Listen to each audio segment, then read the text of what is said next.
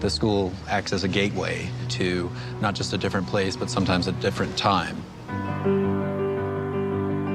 We bring Greece's past to life to really help shape the world's tomorrow. Preserving, protecting, promoting all aspects of Hellenism from ancient times till today. And we've been doing it for 135 years. There were educated businessmen, lawyers, financiers who truly believed that the study of the Greek past was of a great good for the general public and that it needed to be advanced. We exist by virtue of the philanthropic efforts of individuals like them. We had pioneer women archaeologists leading research teams in Greece. We are international, multicultural, and intercontinental in terms of the networks of collaborations that are carried out. We're a consortium of almost 200 leading academic institutions in the United States, all of whom support the school. We draw from that membership, whether in Texas or Hawaii or Massachusetts or Florida, to bring people here. In a place that has, 3 world-class libraries within 100 meters. When you're in Athens, it feels like the center of the universe. I would rather do this here in Athens than anywhere else because the major monuments are here and it's very inspiring. You feel what a contemporary Greek would have felt standing on the Acropolis with the Parthenon right next to you. What you're doing is creating the next generation. They're all going to be high school teachers, they're going to be professors, they're going to be scholars, and they are the ones who are going to pass on our understanding of antiquity. We have the pieces that were necessary for the working of the democracy, and those are the people of Athens speaking to you directly over thousands of years. We have about 1.5 million items digitized. All of that information can really be disseminated to new audiences, to the global classroom. The American school gives you a place where you can kind of explore your own passions in a way. You have people who are so passionate about the material, they create tools to study it. When you see what can be done at a single site, then you realize, well, why can't we do this across all of Greece and have all of Greece accessible in that way? There's hardly a part of Greece that some American school project is not operated in. We've got 300,000 catalogued objects to educate our students, but also for research so that we can come up with better interpretations. We're also developing ways to present this all to the public. So we're creating a management plan to create an archaeological and ecological park, educational programs for children in the States, which we translate into Greek so that students in Greece can also use those same materials. The collection is about the history of Greek genius through the ages. It is very important to find ways in which to attract people, to make them understand that there is value in the old books and secrets that are hidden in there. Our mission is essentially a rescue mission. We're creating time capsules for future generations. It is important to be able to share this through exhibitions, scholarly presentations. We carry out many synergasias, collaborative projects with archaeologists in the different inspectorates of the Ministry of Culture. We conduct research together and publish together. We're at a moment of revolutionary change in archaeological science. Using sophisticated techniques, we dig deep into the past. We can now tell not only what a person had in his last meal, but where he lived. I guess I've always been pretty interested in different things, but the school gives you the opportunity to really explore all of those things. You come over as an American and you leave feeling much more like a Greek. You really do get a second home. Το δεύτερο σπίτι.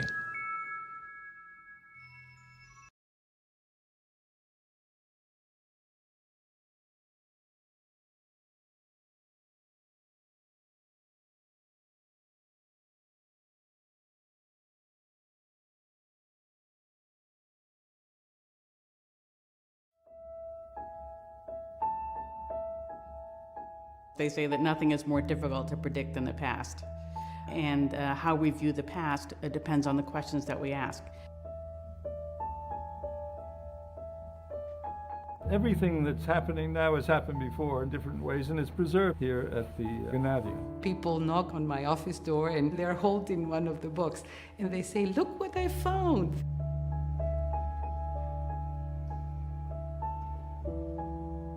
The Gennadius Library opened its doors to the public in 1926.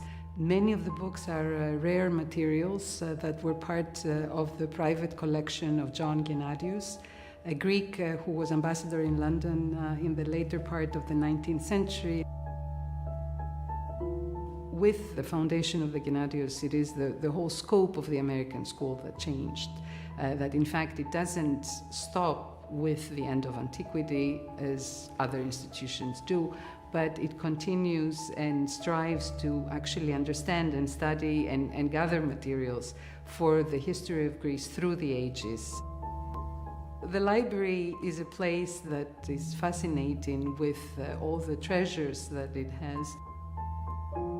We have the Byzantine manuscript that was written in Asia Minor in the 1240s. The first printed edition of the Iliad and the Odyssey of Homer, which was printed in Florence in 1488. The first printed edition of Erotokritos, which is a poem and theatrical play that was written in Crete. Wonderful travelers' books, French, German, British, who came to Greece. We have the papers of Heinrich Schliemann, the papers of George Seferis, Odysseus Elitis, but also we have expanded our modern Greek literature collection to more recent literary generations. Dimitri Mitropoulos, a colossal conductor, on the level of Toscanini. We have his archives here at the Gennadius.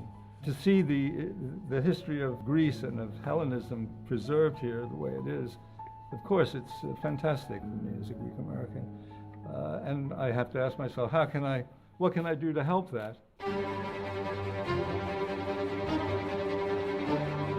We try to find funding to digitize our collections. The digital library is a world to be discovered. There are things and mysteries and secrets that are hidden in there. You can teach a class in the United States and you can see live what we have here in our collections. We have lectures and symposia and exhibitions that attract a wider public, and this has brought more collections and more materials into the library.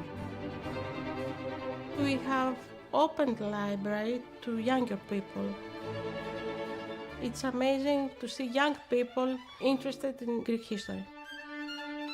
We discover new treasures that we didn't know existed.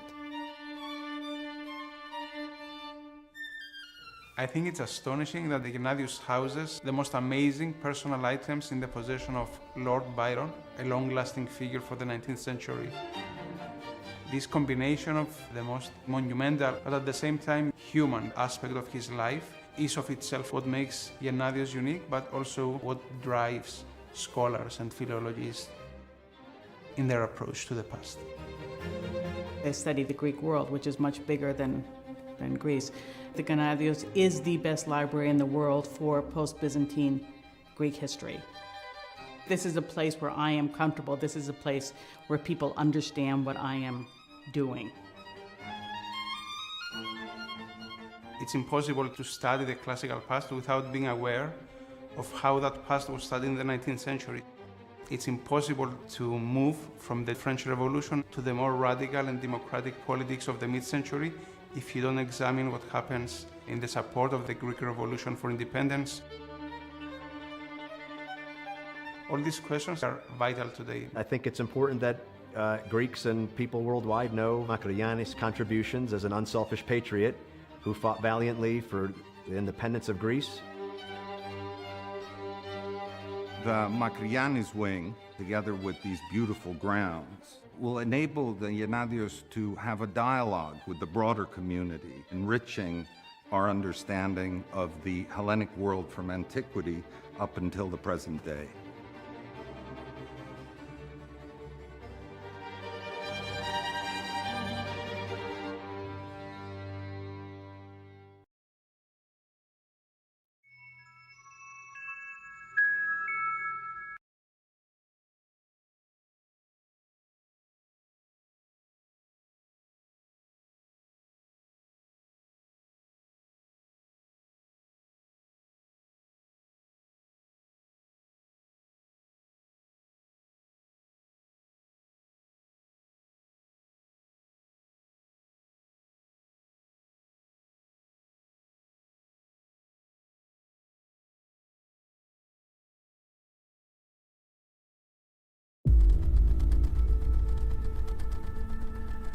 We always hoped that in time we would uncover the secrets of ancient materials,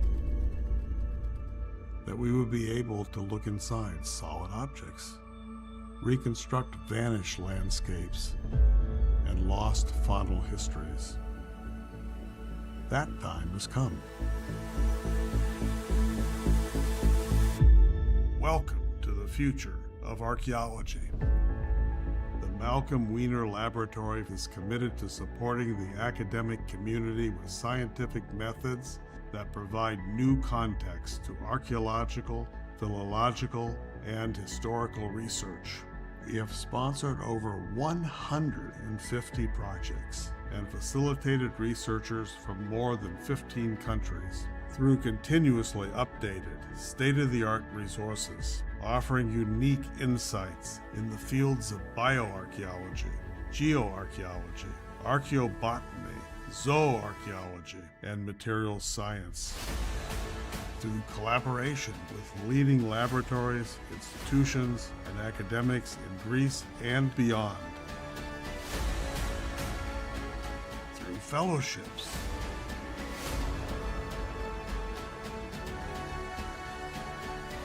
through interdisciplinary education and training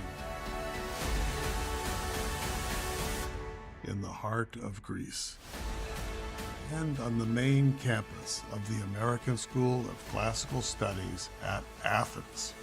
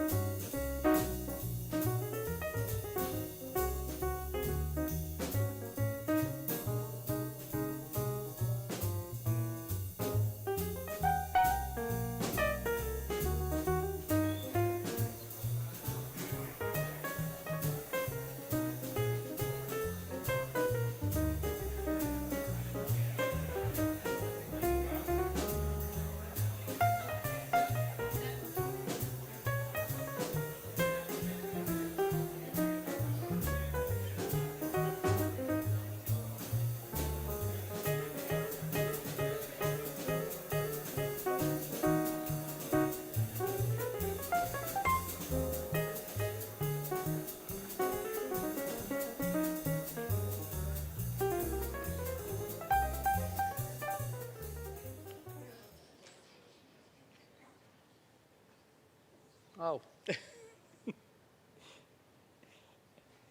Hello. It feels very odd to be here. It's a real stage. I'm Maria Georgopoulou, the director of the Gennadius Library, and it is my great pleasure and honor to be here. I wanted to say a few things about this year, which is very special for the Gennadius Library. So in 2026, the Gennadius Library marks a century since its founding.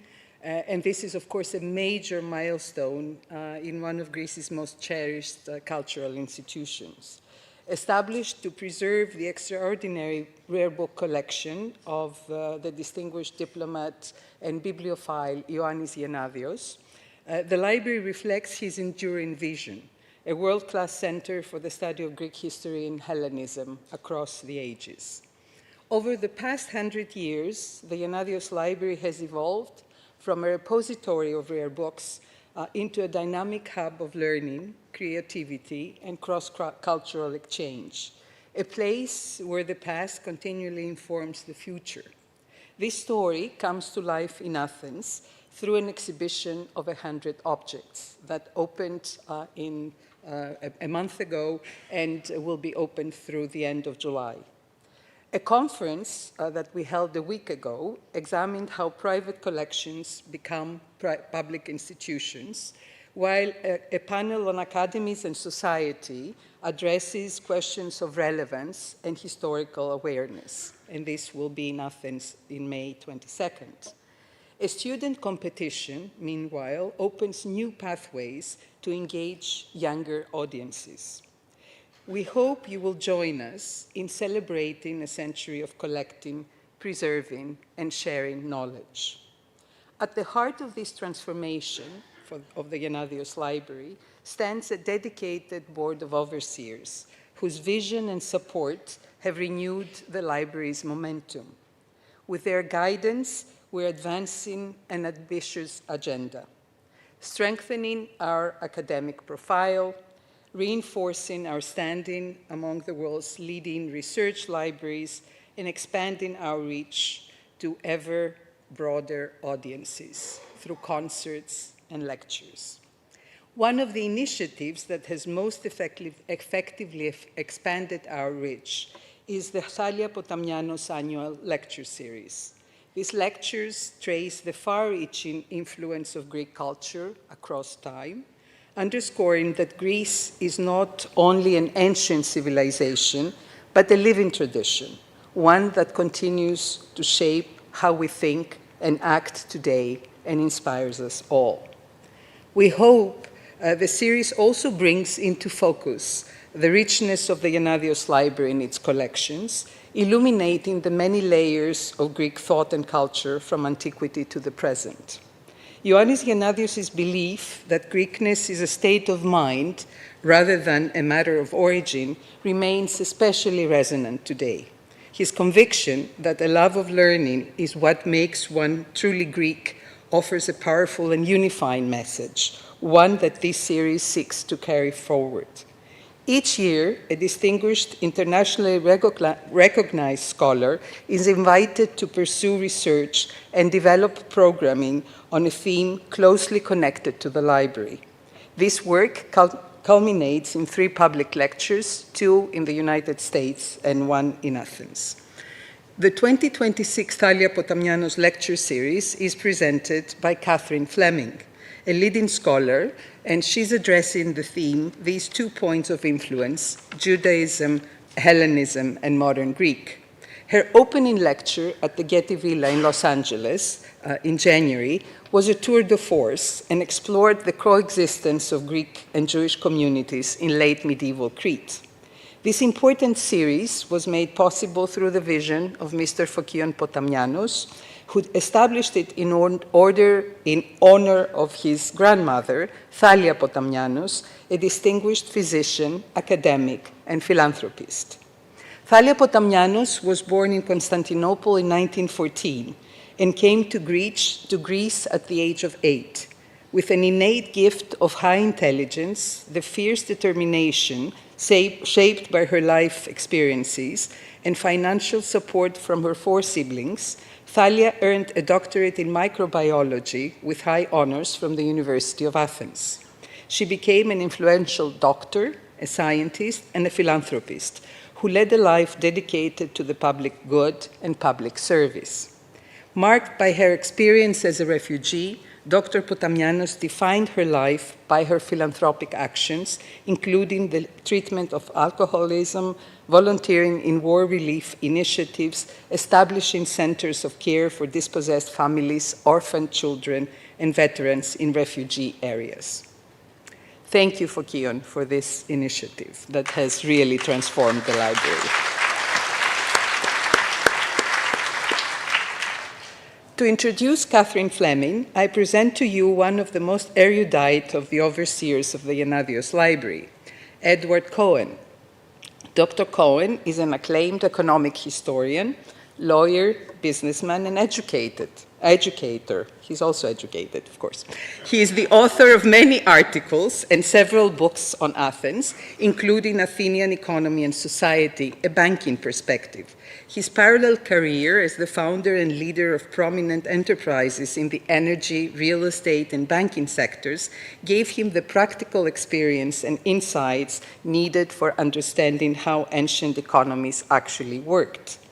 I urge you to watch a lively 10-minute video entitled Ed Cohen and the Archaeology of Democracy, where you learn how he uncovered the complexities of Athenian democracy and how he showed that the first private bank was invented in Athens by a slave.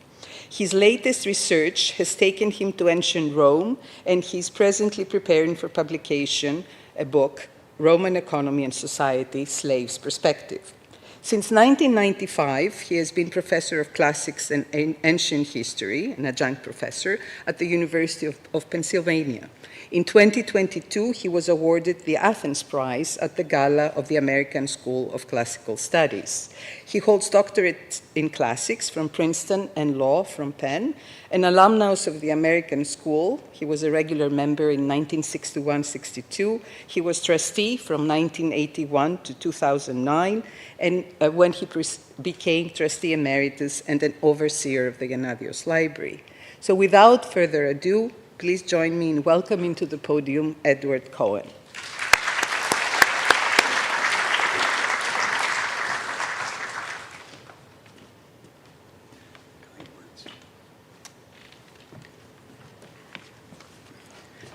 Although I'm introducing Katie, I can't ignore Fokion, who is a hero in my family.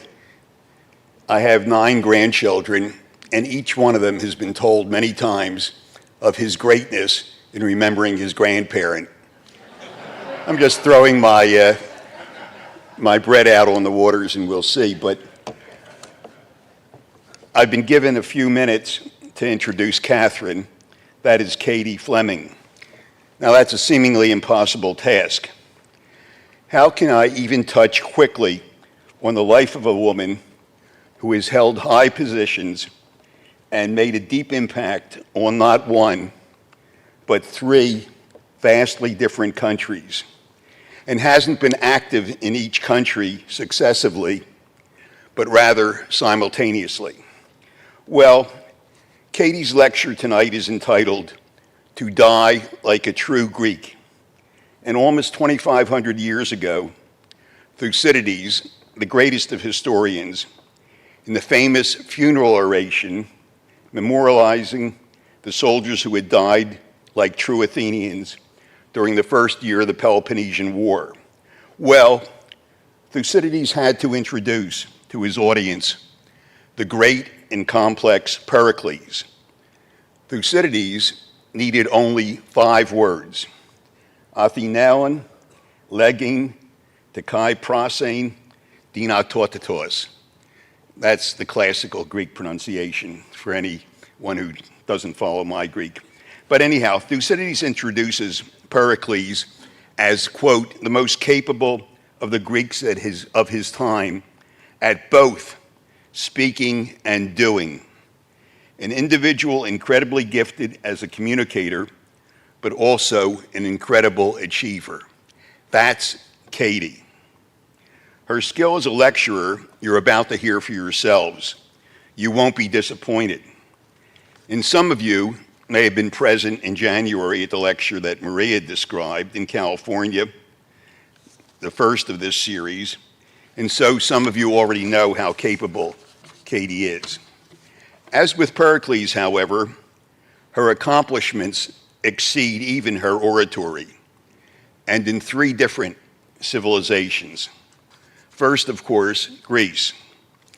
I have it from good sources that Katie remains a legendary figure on Crete, where she worked for an extended period as the finest waitress that the island has ever known. But her restaurant service does not alone explain the honors that Greece has showered on her. Not only Greek citizenship, bestowed in recognition of her glorious contributions to Hellenism, but also an honorary doctorate, Epitimis Didaktoras, from the University of Macedonia, another doctorate from the Ionian University, and a further doctorate from the University of Paphos on Cyprus, whose rector publicly praised not only her many academic accomplishments, but also her fluency in and command of the modern Greek language. And knowing Katie, I'm sure that she delivered that speech in Cyprus with a Cypriot accent. Of course, Greek universities know Katie well. From 2012 to 2016, she served as the head of the Board of Trustees at the University of the Piraeus. Now, let me not forget France, where Katie has served a multi-year professorship at the École Normale Supérieure in Paris.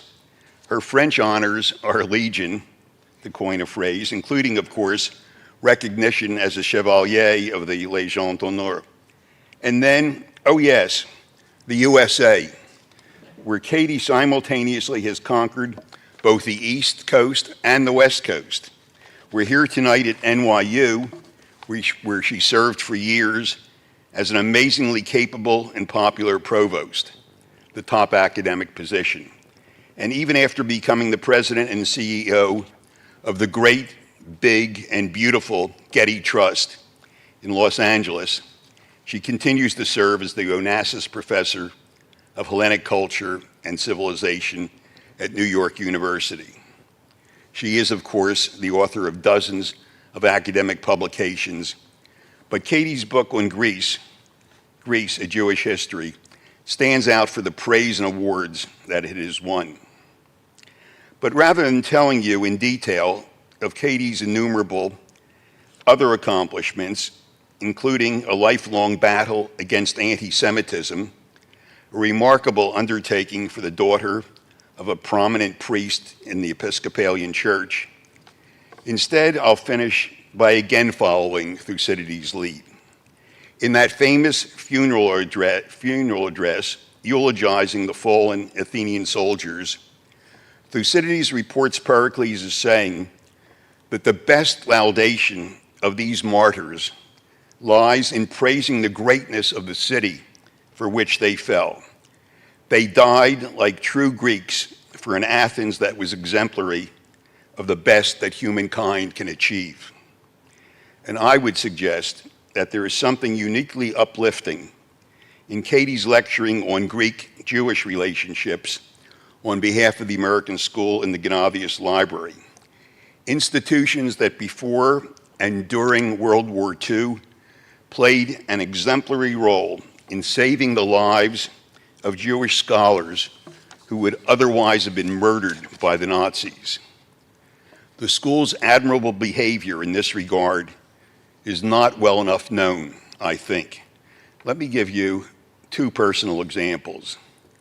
When I was thinking of coming to the American School as a student in 1961, my professor at Princeton, Anthony Raubacek, encouraged me to enroll, saying that the American School was a noble institution.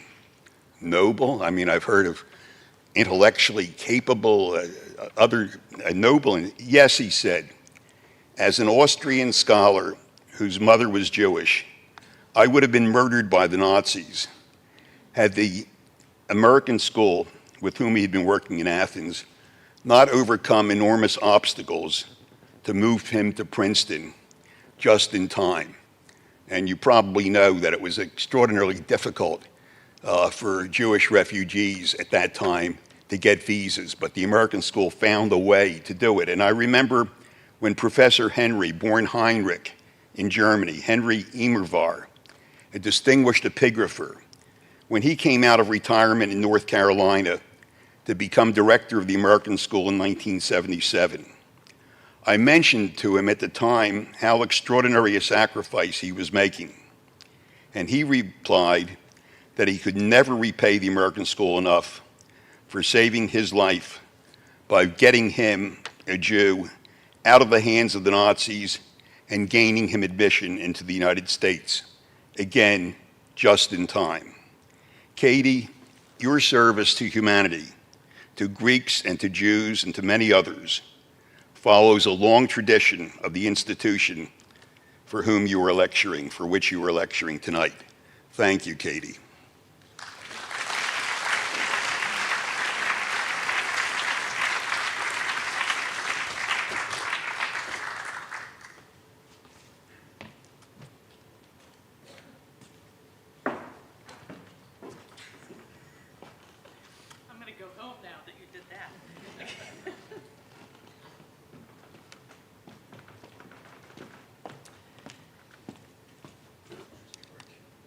Thank you for just about the most generous introduction, certainly that I've ever had, but I would even go out on a limb and say that I've ever heard. Thank you very much to everybody for being here. Thank you, Fokion, Chloe, thank you for being here to represent your family. Thank you for supporting this lecture. I'm going to give you a couple disclaimers. The first is that you're going to hear some music, and it's going to go on for a while. And you're going to start getting uncomfortable and wondering why it's going on for such a while. It's going on for a while because I want it to. So just relax. You can handle it. And the second is, my apologies, I've just had the cold, so I sound a little bit more mucusy than I'd like to. But in any event, thank you very much for joining me this evening. I'm afraid it's not going to be super merry. I want to start out by talking about a very Greek concept, nostalgia, nostalgia. From the Homeric word for homecoming, nostos, and the word algia, ache, nostalgia is quite literally an aching to go home. A Swiss doctor, Johannes Hofer, invented this term in 1688, combining the two Greek words to give name to something that in his day was regarded as a disease so debilitating that it could be terminal. We think of nostalgia now as something sweet, or at least something bittersweet. But in the 17th century, it was a terrible affliction. You could catch nostalgia like any other disease. And if you did, emergency measures had to be taken because it could kill you. Now, new medical conditions are coined when the historical moment demands them. And in this case, the 30 Years' War, one of the most destructive conflicts in Western history, raged from 1618 to 1648, killing, it's estimated, about 10% of the total European population at the time. And many of its soldiers were Swiss mercenaries who stood out for their extreme homesickness. And indeed, nostalgia was also colloquially known as the mal du Suisse, the Swiss sickness. And the longing of these soldiers for the mountains of home was so acute that it could be prompted simply by hearing a genre of traditional Swiss milking song. The soldiers would burst into tears and become utterly debilitated, so the songs were outlawed. And anyone who sang or played one could be effectively court-martialed and sentenced to death. And here is the opening to Rossini's interpretation of one from a century after that war.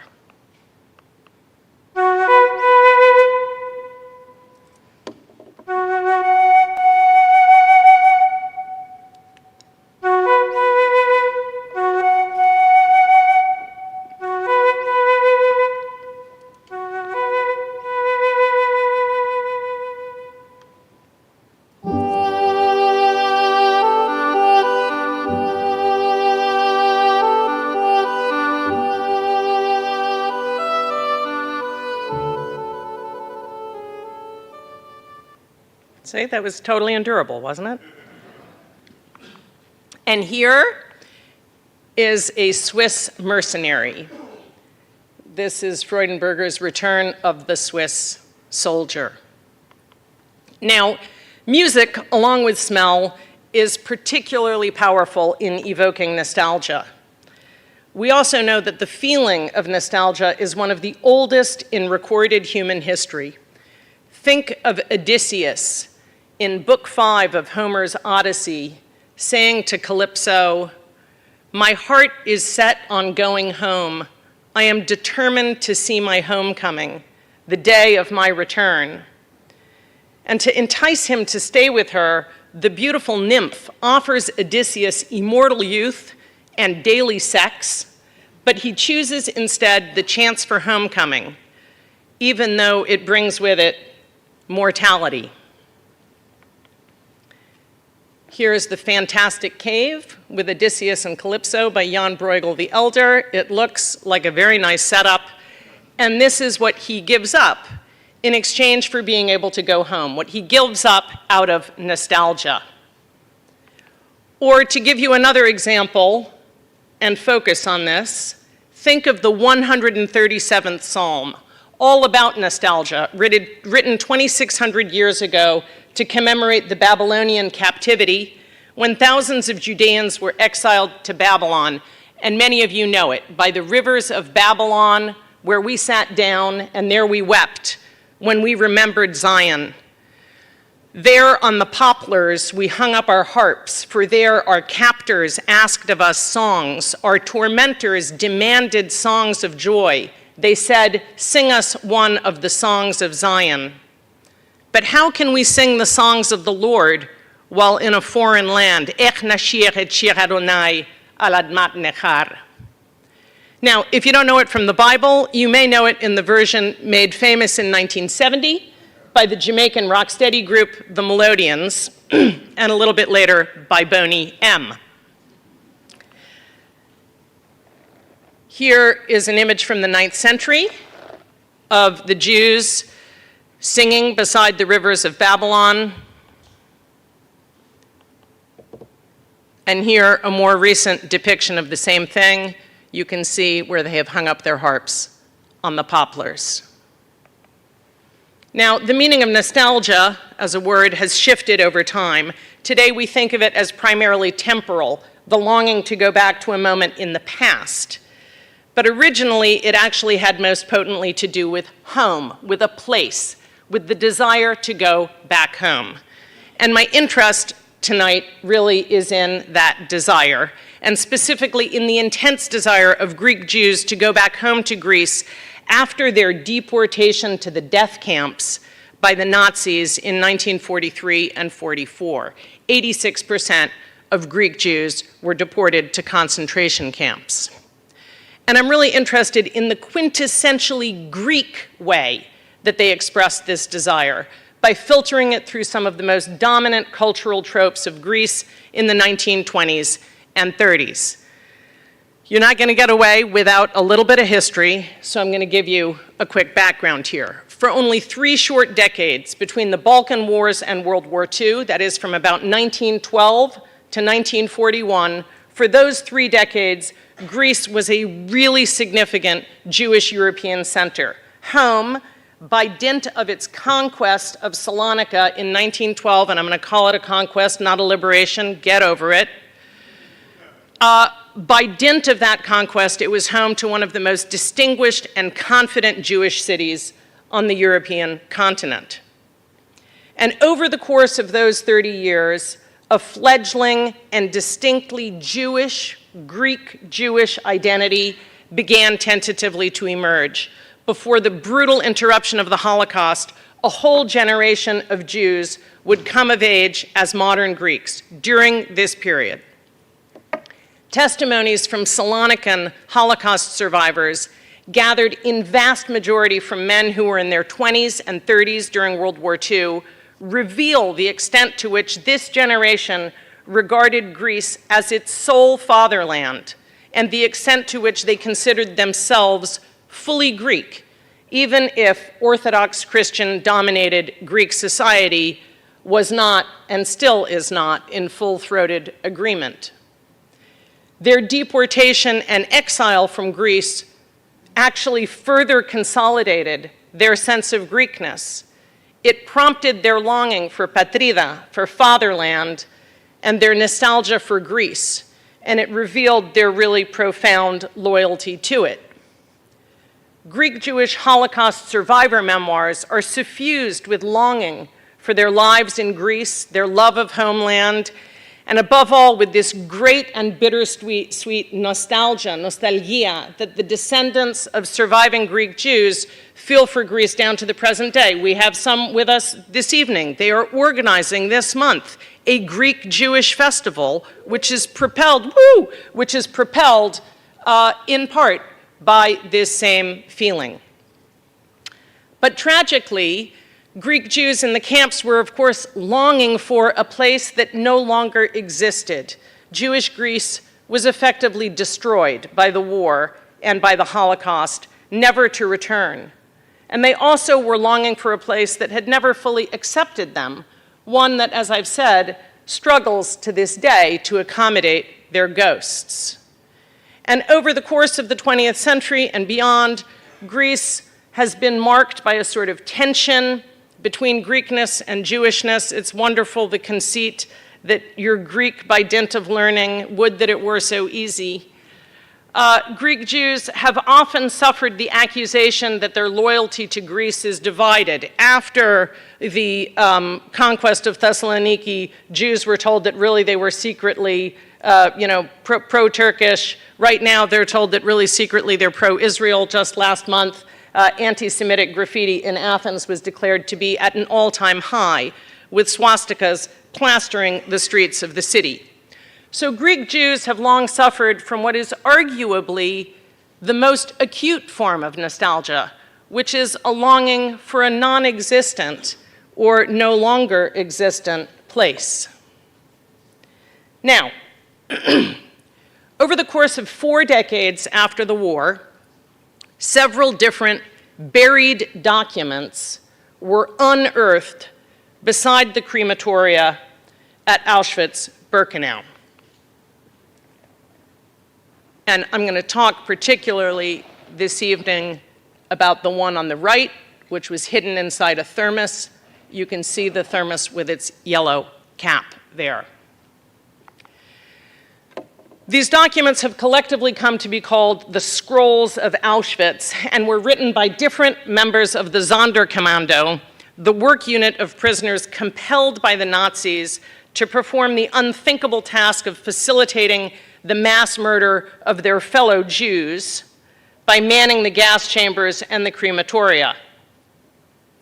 Its members were our most direct eyewitnesses to the actual mechanics of the Holocaust. So consequently, they were routinely killed off by the Nazis every few months and then replaced by new arrivals. Indeed, the Nazis called them Geheimnistrager, bearers of secrets, and wanted to be sure that they would never be able to testify about what they had seen. Now, strikingly, a disproportionately high percentage of them were Greek. It's estimated that in 1944, 40% of the Sonderkommando was Greek, about 400 of its roughly 1,000 members. Now, of course, this has to do in large part with the timing of the arrival of different national transports to Auschwitz, but nevertheless, even if you adjust for this, Greek Jews loom incredibly large in the general literature on Auschwitz, and they are vital to our eyewitness documentation of the Holocaust. I'm sure that many of you have read Primo Levi in The Truce. He writes about a character who he calls My Greek, a Greek Jew whom Levi regarded as exceptionally strong in his sort of intellectual ability to survive Auschwitz. And just as a general point of contextualization, about 1% of all Jews killed in the Holocaust were Greek. And here's a particularly awesome one, an unbelievable person, Alberto Herrera. He was born in Thessaloniki, Salonika, in 1912, squarely in that generation I spoke of, from 1912 to 1944. He had a distinguished career in the Greek army, attaining the rank of captain, and he then married a woman named Matilde from Larissa, where the couple ultimately settled and where he ran a grocery store. When the Germans occupied Greece, Herrera joined Hellas, the armed leftist resistance, the Greek People's Liberation Army, and took the Greek Christian name Alekos Michailidis. And you can see where the Greek mainland is, Larissa, Yanina. A lot of the action of the Greek left is going on up there on the mainland, not far from Mount Olympus. And then you can see the city of Thessaloniki to the northeast, which is where the vast majority of Jews at the time were from. But let's go back, if we can. We can't.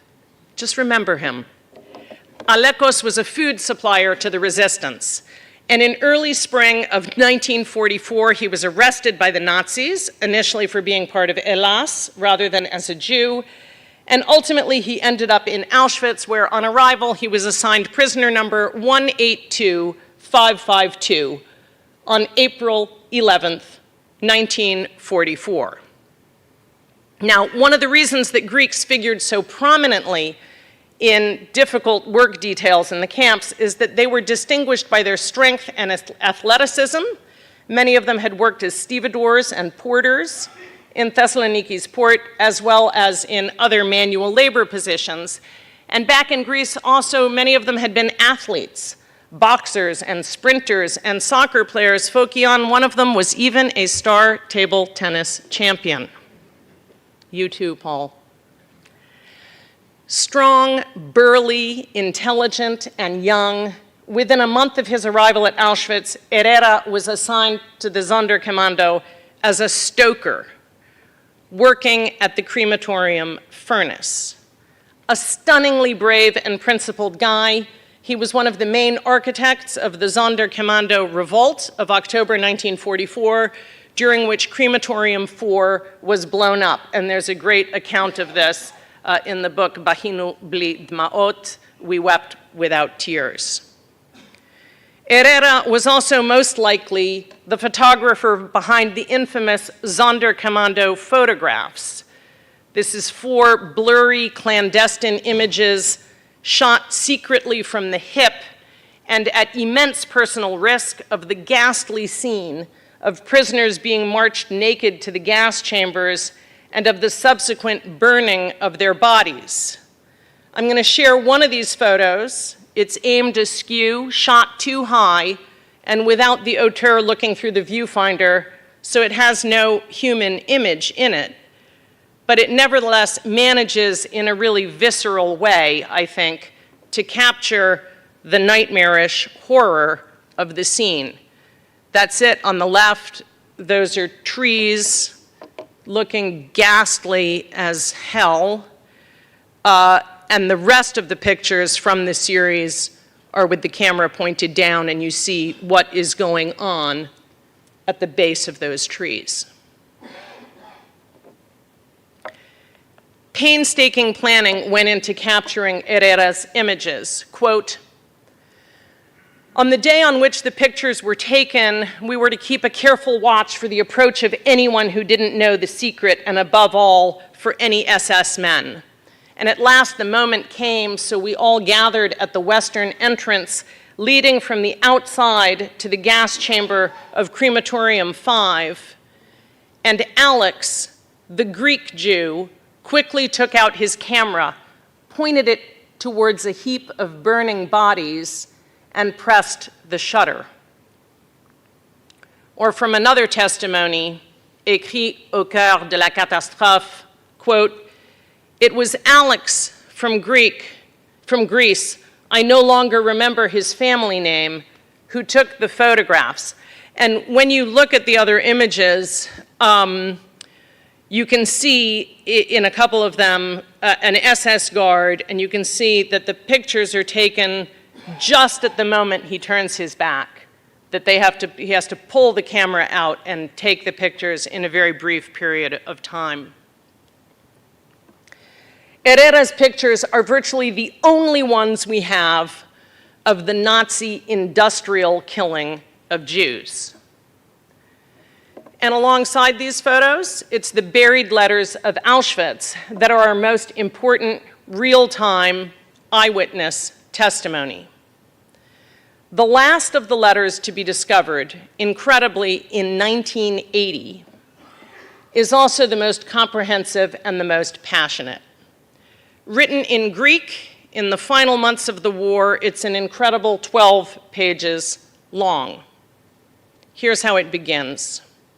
To my dear ones, Dimitrios Athanasios Stefanidis, Ilias Kohen, Georgios Gounaris, and my beloved buddies, Smaru Eframidou of Athens, and so many others whom I always remember, and also to my beloved fatherland, Greece. Προς τους αγαπημένους μου, η αγαπημένη μου παρέα, Σμάρου Εφραμίδου της Αθήνας και πόσοι άλλοι ως πάντα τους θυμάμαι και προς την αγαπημένη μου πατρίδα, Ελλάς. It's a letter to those who are dearest to him, to his friends, his gang, his parea, and his homeland, Greece. And it's also a document of acute nostalgia, an almost terminal longing for home. The author is Marcel Natsari, the Nazarene Natsari, a Greek Jew and a member of the Auschwitz-Birkenau Sonderkommando. Like Herrera, he was born in Thessaloniki, Salonika, just 4 years after Herrera in 1917. He too fought in the Greek army on the northern Albanian front in 1940 against the attempted Italian invasion of Greece. And this is a super significant battle at the very beginning, the eve of all the action in Greece of World War II, when the Albanians are turned back at the front by the Greek troops, many of whom are Greek Jews performing national service. Natsari was part of the famous 50th Infantry Regiment of the Hellenic Army, the Macedonian Brigade, which came to be known informally as the Kohen Battalion, because it was largely composed of Jewish soldiers from Thessaloniki. In 1944, at the age of 26, Natsari was deported to Auschwitz, where he was assigned prisoner number 182669, 117 digits higher than, that is, arriving just after, in line, Herrera, also on April 11th, 1944, on the same transport. A jokester, noted for his wonderful sense of humor, Natsari was affectionately nicknamed Marcel il Loco. And one survivor recalled remarkably, quote, he cheered the prisoners. Imagine cheering people in such a place. He cheered the prisoners and even made one or two of the Germans laugh at his antics. And this was extraordinary.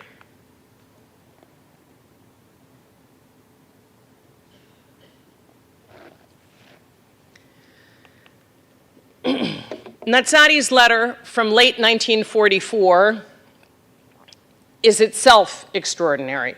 Now, keep in mind, by late 1944, it's pretty clear to everyone that the Germans are not going to succeed. They've been failing already since 1943. We've had the defeats at the battles of Stalingrad and Kursk, and we've also had the capitulation of Mussolini. But that didn't stop the Nazis from trying to kill all the Jews. The letter describes in detail the Nazi machinery of death. Natsari was a very well-educated guy, and he had been trained in drawing, and his letter even includes sketches. During the final months of the war, when the arrival of transports was growing sporadic and it was clear that Germany was losing, the workload at the camps periodically let up. There was downtime at the crematoria, and these letters emerged out of it.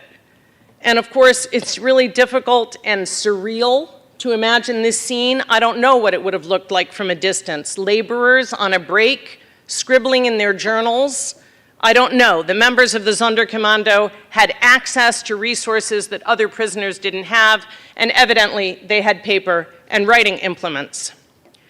Now, those who wrote the Auschwitz letters were sure that they themselves were soon going to die, to be killed off by the Nazis, just as prior members had been killed off before them. Όταν θα διαβάσετε αυτές τις γραμμές, εγώ δεν θα υπάρχω. When you read these lines, I will not exist, Natsari wrote. He sealed his letter in a thermos and buried it in the earth beside the crematorium where he was working. By the time it was found, nearly 40 years later, water had seeped in, rendering 90% of the letter illegible.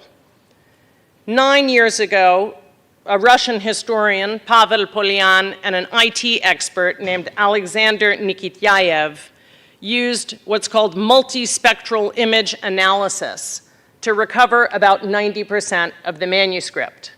And I was part of a small team that was asked to analyze and write about it. And this is the opening page of the letter. Those of you who read Greek, you'll see very prominently in the middle, Elas. Now, this document is many things, of course. At the start, it's a letter of the sort anyone might write to faraway friends after months away.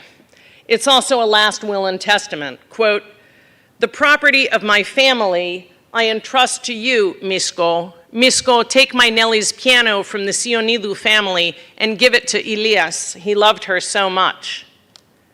As Greek Jewish families were rounded up in Thessaloniki and forced into the Baron Hirsch ghetto, the Nazi transit camp, many of them frantically gave their possessions to Greek Christian families for safekeeping until their return. Evidently, the Sionidous had gotten the Natsari family piano, the piano that belonged to Marcel's sister, Nellie. Natsari obviously now realized that no one was going to be going home to claim the piano, so he wanted to make sure that it went to someone about whom he cared. And of course, in other instances, Greek Christian families swooped in to freshly vacated Jewish homes, looting them. And the disposition of Greek Jewish property after the war remains a quiet wound in Thessaloniki to this day. So this letter is, in effect, also part of a property claim or dispute. And at the same time, the letter is the deposition of an eyewitness to the greatest organized crime in history. Most jarringly, it is largely written in the present tense. Unlike the Auschwitz interviews that we've all seen, the descriptions with which we've become familiar, it does not bear witness to something that happened. It describes something that Natsari is seeing in real time before his own very eyes. Quote, "Under a garden, there are two large underground chambers of enormous size. The one serves for undressing, and the other as a chamber of death, where people go in naked, and once it is filled with about 3,000 people, it is closed and they gas them, where after 6 to 7 minutes of agony, they give up the ghost." All in the present tense. Natsari was acutely conscious also of his own role as a witness. Quote, "We have to vanish from the earth because we know so much about their abominable methods of abuse." The letter also is a really painful acknowledgement of the role that he himself was forced to play. Quote, "My beloved friends, when you read what work I have done, you will say, how could I, Manolis, or anyone else do this work and burn their fellow believers? And finally, in striking ways, Natsari's letter is above all and most potently an assertion of his own identity as Greek and of his devotion to and longing for homeland. It is completely suffused with the quintessentially Greek concept with which I opened, nostalgia. A second such quintessentially Greek concept is xenitia, the displacement of being in foreign lands. And this one, on the surface, is easier to translate, but is actually harder to define. It probably is familiar to many people in this room. Xenitia is deeply rooted in the modern Greek experience. Between 1900 and 1915, about 25% of the adult Greek male population emigrated from Greece to the United States, Canada, and Australia. And further outmigration continued thereafter for decades. This economically driven migration was experienced as a form of forced exile, a deep longing for homeland, but also a profound sense of displacement, of foreignness, became a huge part of everyday culture, both in Greece and in the Greek diaspora in the 1920s through the 1970s. And it's really hard to convey just how deeply embedded this concept was in Greek society for much of the 20th century. And here's a song from 1972, at the very end of this period, in which a mother begs her son to not leave Greece, sti xenitia, to not leave Greece for foreign lands.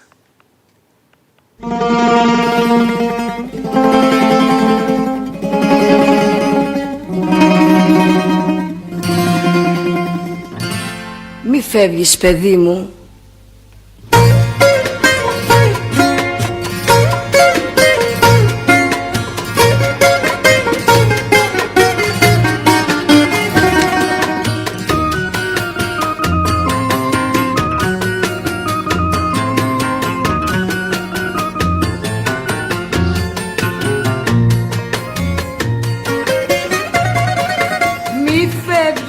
Παιδί μου, κάρδια μου, ζωή μου, μη φεύγεις, παιδί μου, στη ξενιτιά. Για τούτο το χώμα, για αυτή την πατρίδα, αν φύγεις, παιδί μου, θα κλάψεις πικρά.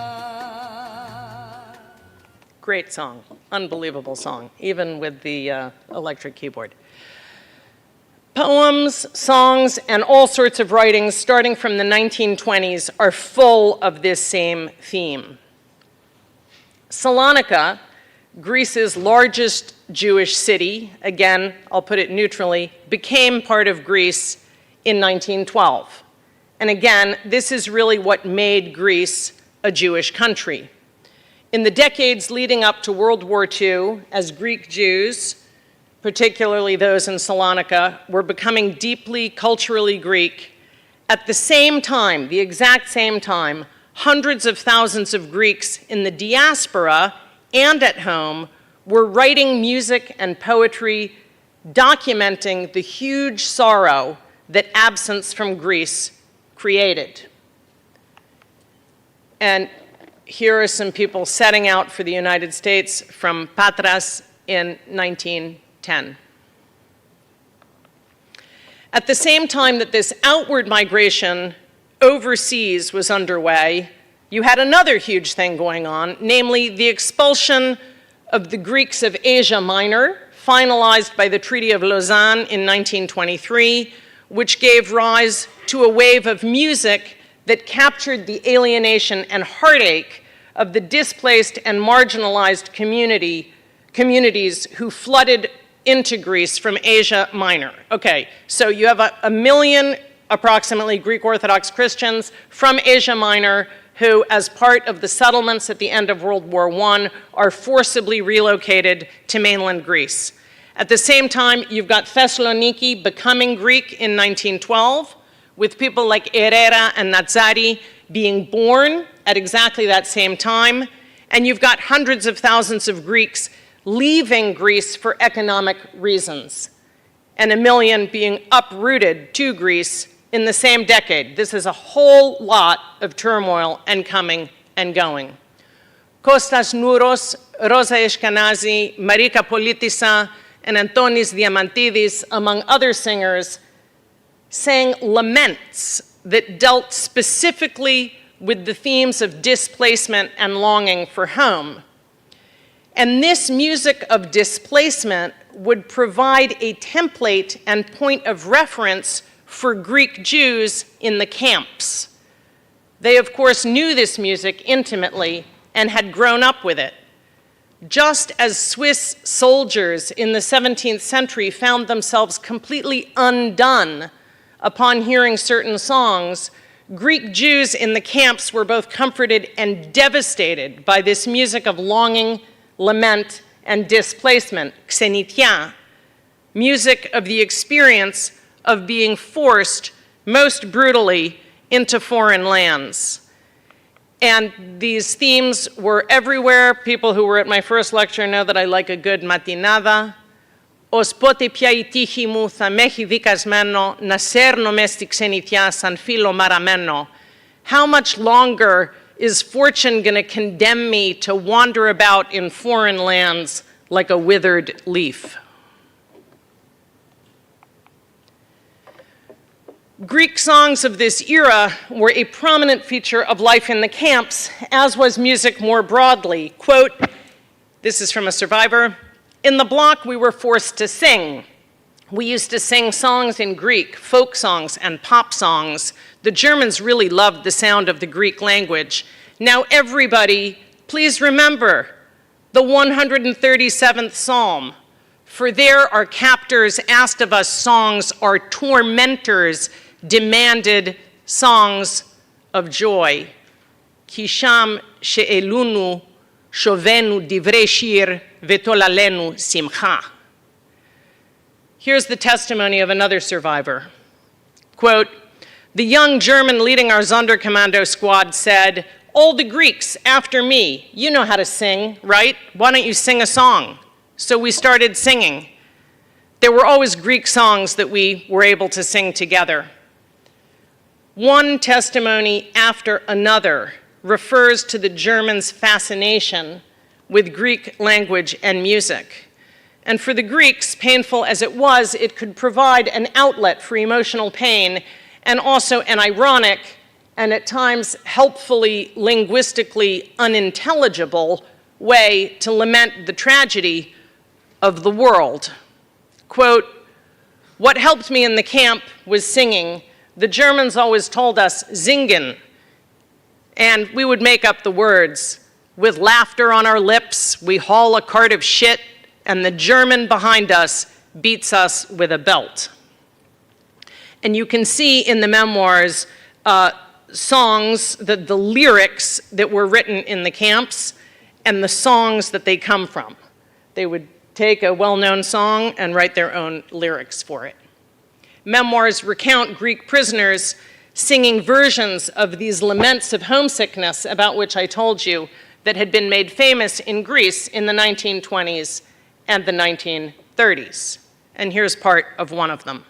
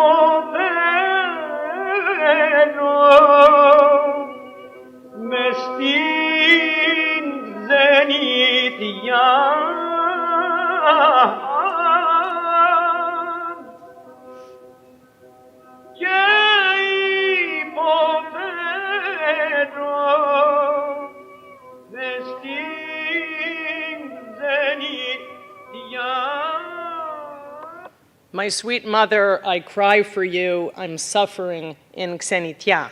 So the one that I played from the 70s was the mother begging the child not to go to Xenitia, and this one is the child in Xenitia missing his mother.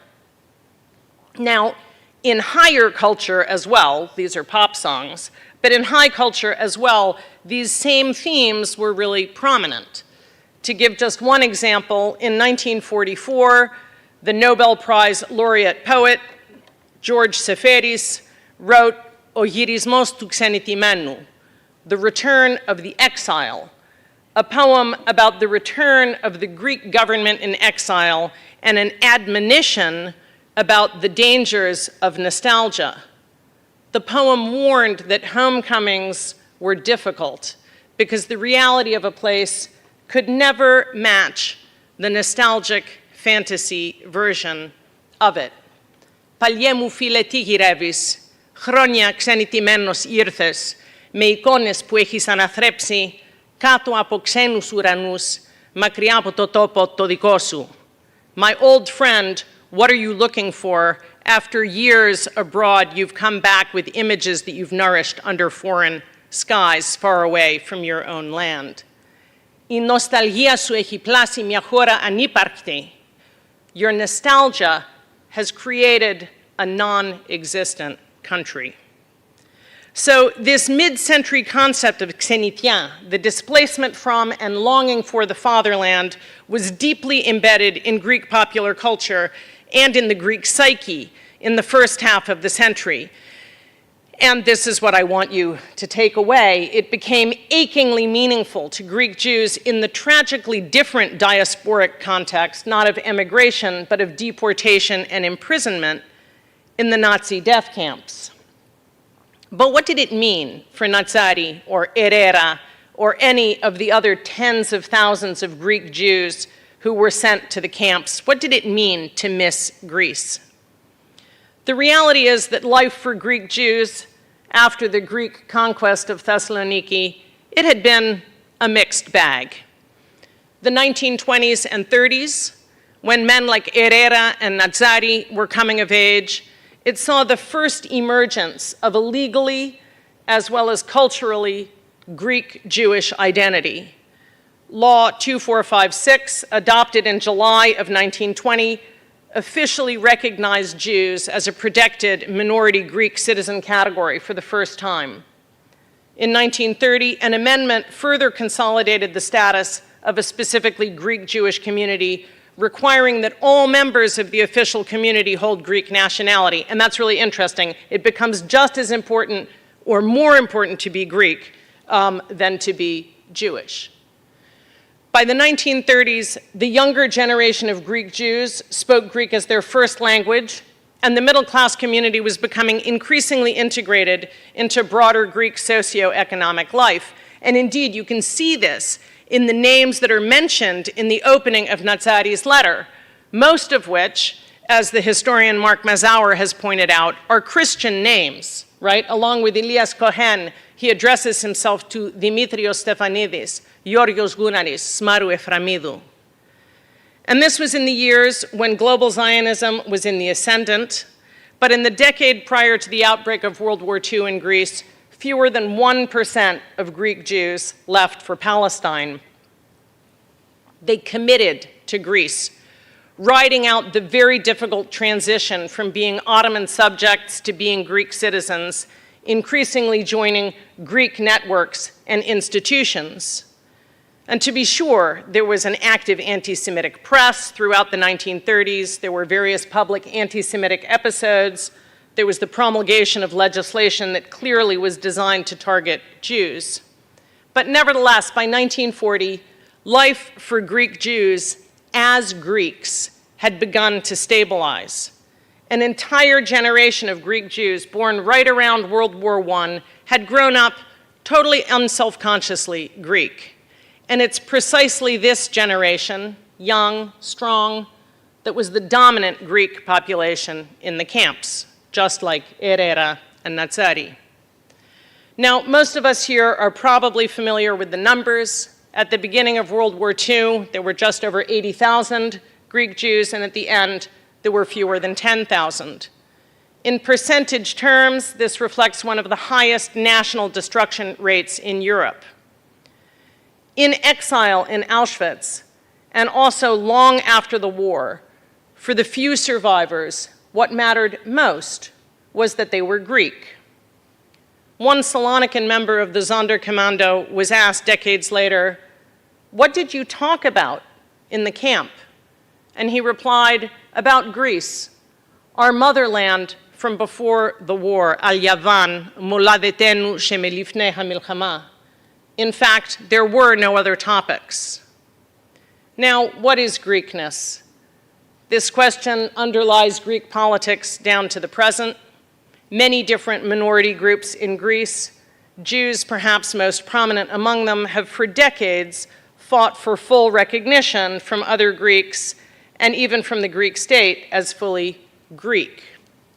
But beyond the juridical aspects to this question are the much murkier social and cultural ones. As we've seen, the Greek cultural experience of the first half of the 20th century was turbulently marked by a series of massive population shifts, huge economic outmigration starting from 1900, the absorption of Thessaloniki and its hinterland into Greece during the Balkan Wars in 1912, massive immigration due to post-World War I population exchanges through 1923. And out of these upheavals, the poetics of nostalgia and xenitia, longing and displacement and homesickness, they emerged as part of a quintessentially Greek cultural bedrock. And for Greek Jews, this provided an instantly legible template through which to filter and try to understand the incomprehensible and tragic circumstances of deportation. And indeed, the destruction of Greek Jewry must be counted as one of the great population upheavals that characterized Greek history in the first half of the 20th century, and that so deeply embedded nostalgia and xenitia in the psyche of the modern nation. From memoirs and other testimonies, we can see that in Auschwitz, which destroyed so many Greek Jews, Jews from Greece felt their Greekness and their nostalgia and loyalty for Greece more acutely and more poignantly than ever before. As one survivor put it in a memoir, they felt like Greeks and they died as Greeks. Ένιωθαν Έλληνες και πέθαναν σαν Έλληνες. This was entirely consonant with, and perhaps the ultimate tragic evidence of, their integration by the early 1940s of an entire Greek Jewish generation into the Greek cultural mainstream. Natsari proclaimed the same sentiment, quote, at least we Greeks are determined to die like true Greeks. Just as every Greek knows how to part from his life by showing to the last moment, despite the superiority of the criminals, that Greek blood flows in our veins, just as we showed in the war against Italy. Whenever someone asks for me, just say that I no longer exist and that I have passed away like a true Greek. Now, remarkably, and perhaps not the ending you had expected, Natsari was the only one among the authors of the hidden letters, the scrolls of Auschwitz, to survive the war. He endured a death march to Mauthausen in Austria and was eventually liberated by American troops in May of 1945. He returned to Greece, first going to Thessaloniki and then on to Athens in 1947. But here also, not the expected ending, real homecoming was impossible. He soon realized that he had returned, in Seferis's term, to a hora aniparkti, a non-existent country, a place that existed only in his memories. Virtually no one from his community had survived. He'd lost his family. He was unable to reclaim his family home or possessions. Greek Jews making property claims were required by the bureaucracy to submit death certificates for parents. Red tape abounded. The Greek government, in any case, had impounded most Greek Jewish properties, and by 1947 had sold many of them off to Greek Christians. In 1951, Natsari emigrated to the United States. 20 years later, 9 years before his letter was unearthed, he died of a heart attack. He was 54, and he had never once referred to the letter. We can imagine his love for Greece, how much he missed it, how he longed to see it one more time. But now we also know that when he did finally get back, he found that it was no longer a home for him. There was no getting back. So he too ultimately became one of the hundreds of thousands of Greeks in the United States who continued and continue today to reinforce the profoundly Greek sentiments of nostalgia and xenitia through emigration. In his case, of course, we can imagine that these sentiments were exponential. And what he wanted to be remembered for most of all, as he said in his letter, was that he was and always would be Greek. Now, by November 3rd, 1944, which is the day he feverishly scribbled his letter beside the crematorium, news had reached Birkenau that Greece had already been liberated. Greece was liberated on October 12th of 1944. So let's finish with his closing lines. Knowing, as we all do now, at least part of the broader story and context, his closing lines leave us to reflect on the trickiness of nostalgia and on the permanent xenitia of so many Greek Jews. Here's what he says. In Birkenau, I'm not sorry that I shall die, but only because I will not be able to avenge myself. Every day we wonder if God exists, and even after all this, I believe he exists, that God wants his will to be done. I am dying happy because I know that at this moment, our Greece has been liberated. I shall not live, but may Greece survive. This is my last wish, sentenced to death by the Germans because I am of the Jewish faith. My last words shall be, long live Greece. Zito Ielas. Signed, Marcel Natsari.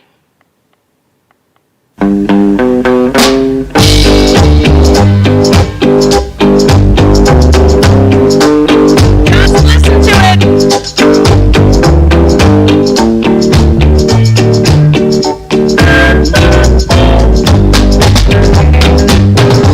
By the rivers of Babylon, where he sat down,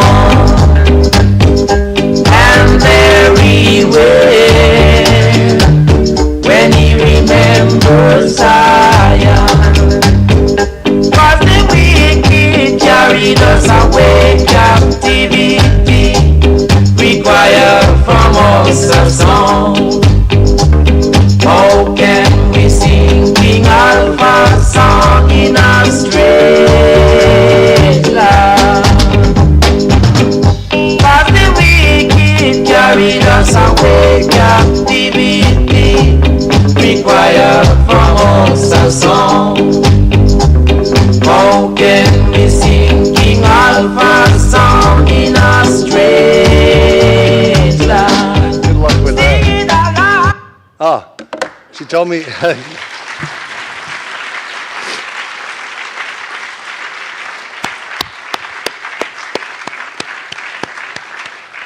That made me nervous. She told me if you can get to figure out how to make it stop, and I'm not the most, I needed my teenage girls to come up here to show me. But thank you to Catherine Fleming for yet another important talk in the Thalia Potamianos lecture series. Thank you for bringing us back in time. for bringing us back to a moment and highlighting a very difficult moment in human Greek Jewish history, a moment that we should never forget. We want to thank, please, a round of applause for Catherine. I mean,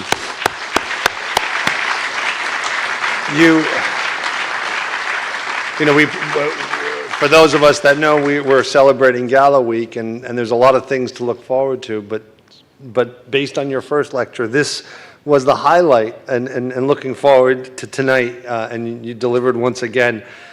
We want to thank Potamianos for making this lecture series possible, and we owe a debt of gratitude to our Board of Overseer. The next lecture will be on October 7th in Coatson Hall on the main campus of the American School of Classical Studies at Athens. We hope that, she's given us a reason to travel there, and if not, please zoom in. And very importantly, we also want to ask you to plan a visit to the school, hopefully on October 7th, but if you come before then, use your cameras and schedule a visit to the main campus, and especially to see the Gennadius Library. We thank you all very much for joining us, and again, Catherine, thank you for making tonight so special.